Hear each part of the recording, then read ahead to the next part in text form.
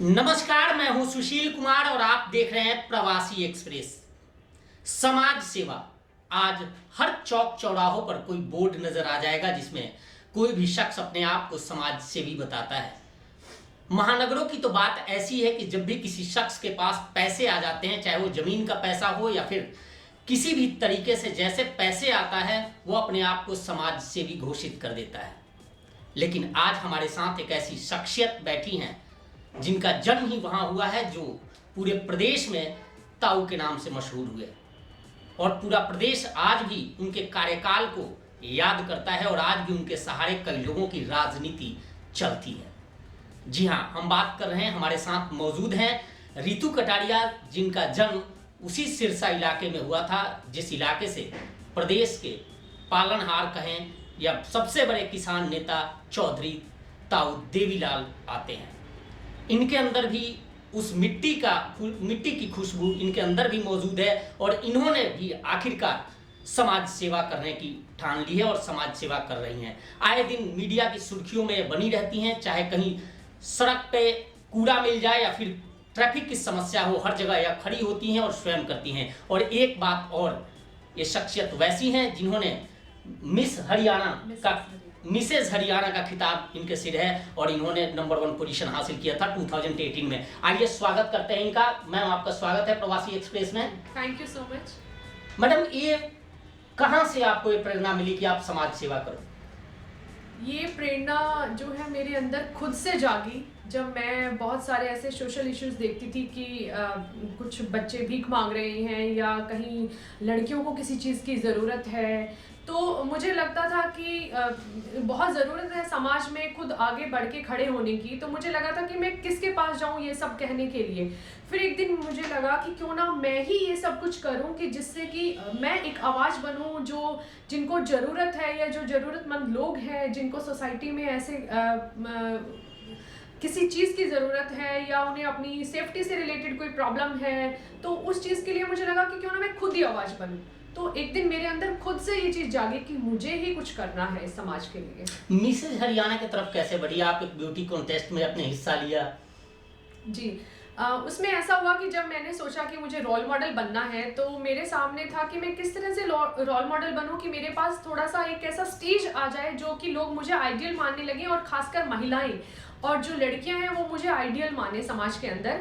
तो उसी के चलते हुए मुझे लगा कि मेरा कॉलेज टाइम में भी एक था ड्रीम कि मैं मॉडलिंग में जाऊं या इस तरह से किसी मिस इंडिया उसमें जाऊं, बट वहाँ पर सर्कमस्टांसेस ऐसे थे कि मुझे वो अपना ड्रीम ड्रॉप करना पड़ा।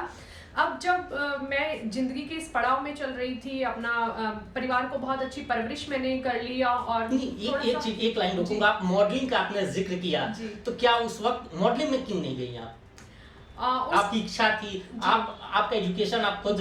जी, उस टाइम पे थोड़ा सा फैमिली जो है, हम हरियाणा की जो एक बेटियों के लिए थोड़ी बाउंडेशन वाली बात आती थी, तो मैंने भी उसको कहीं ना कहीं झेला है। और क्योंकि सबसे बड़ी बात होती है कि इस लाइन में आपका कोई गॉड फादर हो या आपको कोई गाइडलाइंस देने वाला हो, तो मेरे पास वो चीज़ नहीं थी उस टाइम पे, इसलिए मैंने वो ड्रॉप किया। और अब जब मुझे लगा कि ऐसा कॉन्टेस्ट कुछ ऐसा होता है कि आप एज ए शादीशुदा महिला भी कुछ कर सकती हैं इस लाइन के अंदर आके, तो मैंने वो चीज़ सर्च की और मुझे मिल गई, तो मैंने मिसेस हरियाणा में पार्टिसिपेट किया। आप जिस फैमिली से आती हैं, माना जाता है पूरे प्रदेश में, पूरे देश में इस फैमिली, इस कम्युनिटी के बारे में बहुत सी बातें सामने आती है।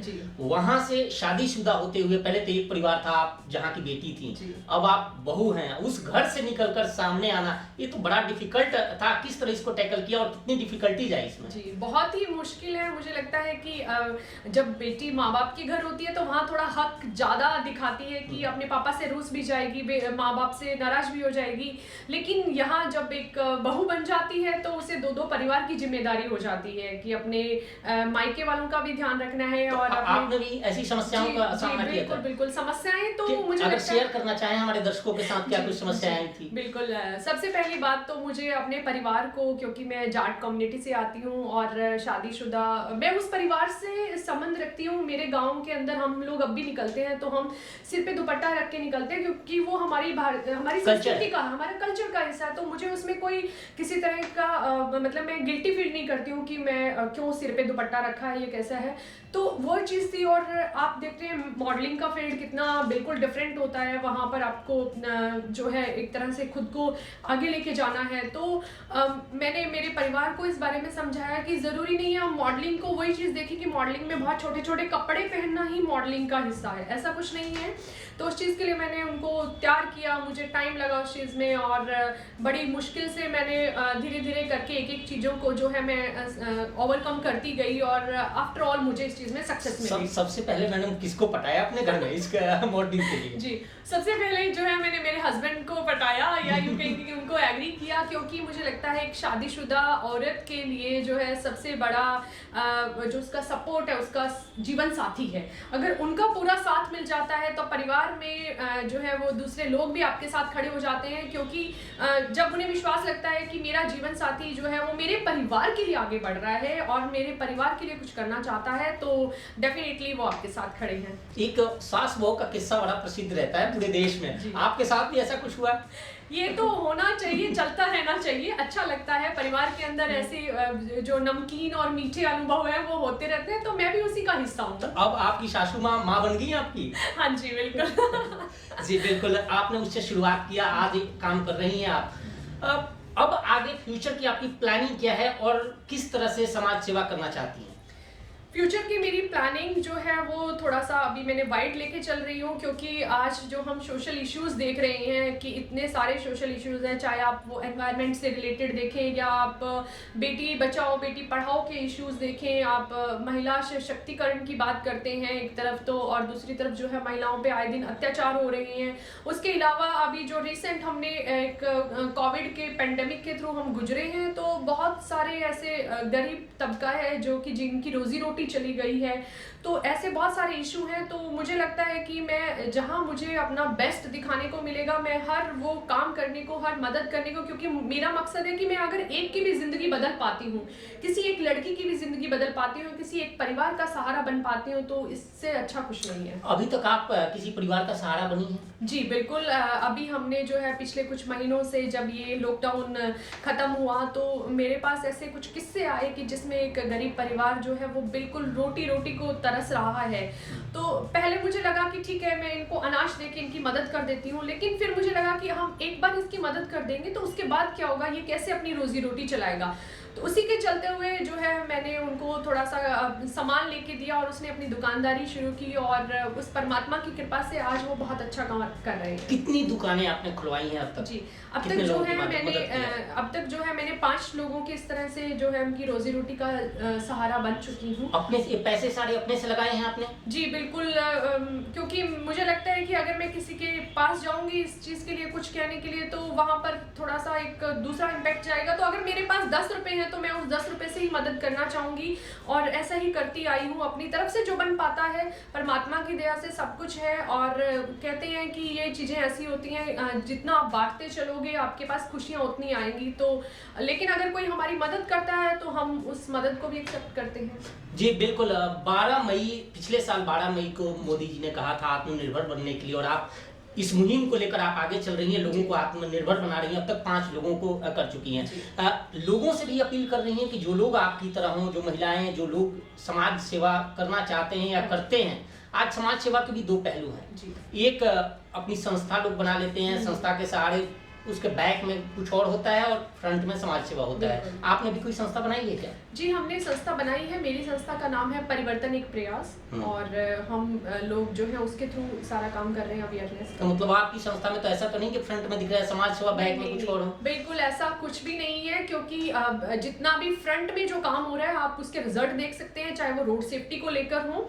आप देखेंगे कि हमारी संस्था जो है रोड सेफ्टी के ऊपर बहुत अच्छा काम कर रही है, लोगों को जागरूक करने का काम कर रही है, तो वो आपको यहाँ गुड़गांव में देखने को मिल जाएगा। संस्था में फंड वगैरह आते हैं आपके पास? नहीं, अभी हमने ऐसा कुछ जो है पब्लिकली ऐसा अकाउंट नहीं वो किया है कि हम लोगों से अपील करें, लेकिन इन फ्यूचर अगर लोग हमसे जुड़ना चाहते हैं तो हम उनका मोस्ट वेलकम करते हैं। जी, आपने लोगों को आत्मनिर्भर बनाने की कोशिश की है, 5 दुकानें खुलवाई है, और ज्यादा से ज्यादा लोगों को आत्मनिर्भर कैसे बनाया जाए? देश की सरकार, प्रदेश की सरकार आत्मनिर्भरता की बात करती है, करोड़ों कई लाख करोड़ के पैकेज की बात की जाती है, लेकिन धरातल पे नहीं दिखता। उसका वजह क्या मानती हैं आप? उसकी सबसे बड़ी वजह है कि देखिए चाहे वो सेंट्रल गवर्नमेंट हो चाहे राज्य सरकार हो, वो अपना एक काम करती हैं। वो उन्होंने जो भी बजट घोषणा की है, एलोकेट किया, वो आ गया एक डिपार्टमेंट के अंदर। अब उस डिपार्टमेंट की जिम्मेवारी बनती है कि वो हर जो नीडी है या जहां तक ये जाना चाहिए वहां लगे। तो बात जो है वहीं से स्टार्ट हो जाती है कि जब वो उस डिपार्टमेंट को वो बजट एलोकेट किया जाता है तो वहां से उन लोगों की पहुंचता है कि नहीं पहुंचता है, वही सारी जो आज हम स्थिति देख रहे हैं। आप इसमें कुछ भी मुद्दा उठा सकते हैं। आप बीपीएल परिवार को देख सकते हैं कि हम देखते हैं बीपीएल परिवारों को जो प्लॉट आवंटन होते हैं, लेकिन अभी भी देश के अंदर जो है बहुत सारे ऐसे गरीब परिवार हैं बीपीएल के जिनको ऐसी कोई सुविधा नहीं मिली है। तो सारी गड़बड़ जो होती है, मैं तो ये समझती हूँ कि जब एक विभाग के पास ये काम आता है तो वहां से अगर 100% रिजल्ट आने लगे, 100% वो काम देने लगे, वो हर लोगों तक ये चीज पहुंचे कि ये जरूरत का जो चीज है उन तक पहुंचेगी, तभी ये सार्थक होगा। नहीं तो कितना ही केंद्र सरकार, कितना ही राज्य सरकार, कितना बजट एलोकेट कर ले, मुझे नहीं लगता कि स्थिति ऊपर उठ पाएगी। अभी देश की एक आंकड़ा है गवर्नमेंट का, उस पर अगर गौर करें तो करीब 8% पूरे देश में बेरोजगारों की संख्या है। 8% पूरे देश की जनसंख्या के 8% बेरोजगार है।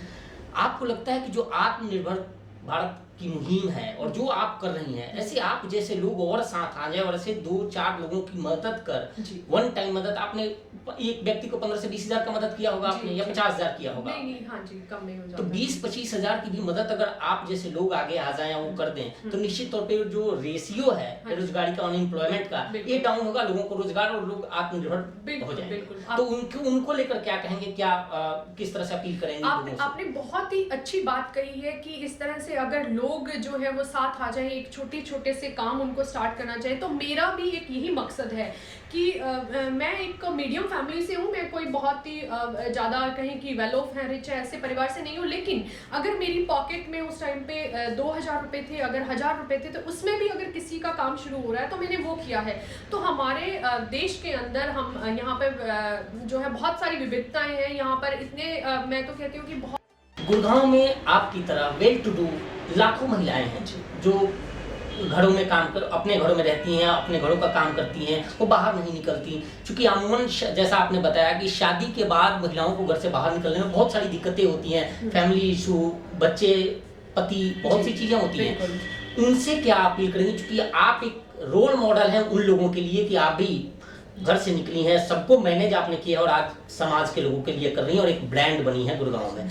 उनके लिए क्या कहेंगी, वो लोग कैसे निकले और किस तरह आपसे जुड़े? जी बिल्कुल, मैं आपके माध्यम से ये संदेश देना चाहूँगी सभी महिलाओं को, इवन सभी महिलाओं को नहीं, सभी नागरिकों को ये अपील करना चाहूँगी कि आप थोड़ा सा समय निकाल कर, आप जो भी आप काम कर रहे हैं, जो भी आपका प्रोफेशन है, 24 घंटे में से कुछ जो टाइम है आप दूसरों के लिए, अपने समाज के हित के लिए निकालिए। चाहे आप आधा घंटा निकालें, चाहे आप जितना भी टाइम दे सकते हैं। आप अपने प्रोफेशन से जुड़कर भी दे सकते हैं। अगर आप डॉक्टर हैं तो आप अपने आसपास के जो एरिया के जो गरीब लोग हैं, आप उनको वैक्सीनेशन का या उनको दूसरी तरह की सेवाएं मुहैया करवा सकते हैं। तो महिलाओं से मेरी, खासकर महिलाओं से अपील है, क्योंकि महिलाओं के अंदर शक्ति का भंडार है। वो चाहे तो समाज की काया को बहुत जल्दी पलट सकती हैं। हमारे अंदर वो ताकत है और इसी ताकत को देखते हुए आप अपनी भी ताकत को पहचानिए और अपने आसपास जो भी कोई महिला ऐसी लग रही है जिसकी ज़रूरत है, या कोई बच्चियां ऐसी हैं जिनकी पढ़ाई नहीं हो पा रही है, या उनको किसी और तरह की कोई प्रॉब्लम आ रही है, तो एक बार उनके साथ खड़े होकर देखिए, आपको कितनी शांति मिलेगी, कितना जो है आपको सुख अनुभव होगा। आप ये जो कर रही हैं, लोगों को आत्मनिर्भर बना रही हैं या फिर उनकी मदद कर रही हैं, मदद करके अपने तरफ से पैसे लगाकर आप मदद कर रही हैं, क्या इसको लेकर आप डिस्ट्रिक्ट एडमिनिस्ट्रेशन से आपने कभी मुलाकात की है, उनसे बातचीत की है कि कुछ ऐसे लोग हैं जिनको दिया जाए? क्योंकि एक बार जो गवर्नमेंट है, हम भी देखते हैं, करते हैं कि सरकार ये कहती है कि हमने इतना पैकेज दे दिया, बैंक से लोन आएंगे, लेकिन फॉर्मेलिटीज इतने होते हैं कि उसमें आम आदमी पहुंच नहीं पाता है वहां तक। तो क्या उनका एक आप अग्रणी बनना चाहती हैं कि वे लोग आपसे जुड़े और आप उनको डिस्ट्रिक्ट एडमिनिस्ट्रेशन या बाकी जो फुलफिल करने की जरूरत होती है, जो कागजात होते हैं, डॉक्यूमेंटेशन होते हैं, वो आप उनको मुहैया करा सकें? जी बिल्कुल, मैं प्रशासन के साथ जुड़ना चाहूँगी, लेकिन अभी तक मैंने इस चीज़ के लिए मैं जुड़ी नहीं हूँ, क्योंकि मुझे लगता था कि वही बात है कि प्रॉपर कागजी कार्रवाई होती है, ऐसा कुछ होता है तो टाइम लगता है। तो मेरे से अगर कोई लोग इस तरह से जुड़ना चाहते हैं तो मैं बेशक प्रशासन के साथ जुड़ के ये बहुत अच्छे लेवल पे काम करना चाहूँगी, क्योंकि मुझसे ज़्यादा जो एक ताकत है वो प्रशासन के पास है। उनके पास एक पूरा सरकार की तरफ से आए हुए फंड हैं जिससे कि हम लोगों को बहुत आगे तक लेके जा सकते हैं। निश्चित तौर पे ये थी परिवर्तन एक प्रयास जी। संस्था की संस्थापिका, और साफ तौर पे इन्होंने अपील भी किया है कि पूरे प्रदेश में या पूरे देश में जो भी महिलाएं हैं वो अगर आगे आए, वो सरकार के भरोसे न रहें और किसी कंपनी के भरोसे न रहें। सरकार भी वैसे तो बहुत सारी स्कीम चला रही है, जिस स्कीम की जानकारी आज भी कई लोगों को नहीं है या आम जन तक वो स्कीम नहीं पहुंच रही है। तो निश्चित तौर पे आप लोग जुड़े और अपने स्वयं सबल बने, अपने आप निर्भर बने, और ऐसे रितु कटारिया जैसे कई लोग आपको मिल जाएंगे रास्ते में जो आपकी मदद करेंगे और आप अपने परिवार का और अपना भरण पोषण आसानी से कर सकते हैं। फिलहाल इस पेशकश में इतना ही। देखते रहिए प्रवासी एक्सप्रेस।